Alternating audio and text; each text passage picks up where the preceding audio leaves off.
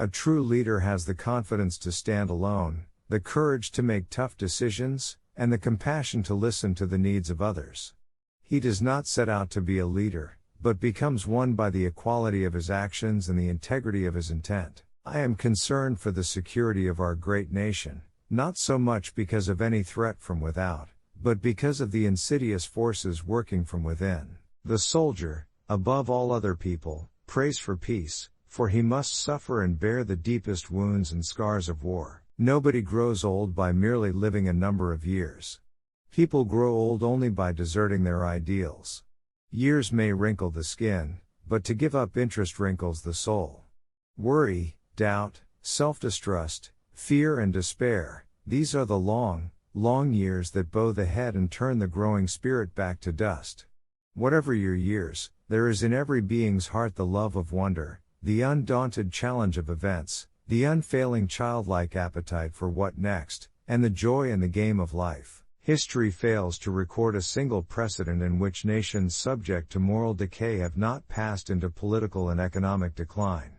There has been either a spiritual awakening to overcome the moral lapse or a progressive deterioration leading to ultimate national disaster. Whoever said the pen is mightier than the sword obviously never encountered automatic weapons. Even when opportunity knocks, a man still has to get up off his seat and open the door. Have a good plan, execute it violently, and do it today. Talk of imminent threat to our national security through the application of external force is pure nonsense. Our threat is from the insidious forces working from within which have already so drastically altered the character of our free institutions, those institutions we proudly call the American way of life. Duty, honor, country. Those three hallowed words reverently dictate what you ought to be, what you can be, what you will be. Youth is not entirely a time of life, it is a state of mind. Nobody grows old by merely living a number of years. People grow old by deserting their ideals.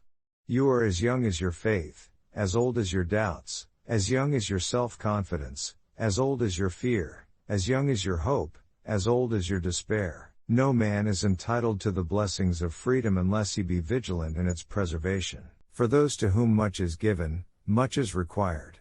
It is not whether you get knocked down, it's whether you get up. There is no substitute for victory. Preparedness is the key to success and victory. By profession I am a soldier and take pride in that fact. But I am prouder, infinitely prouder, to be a father.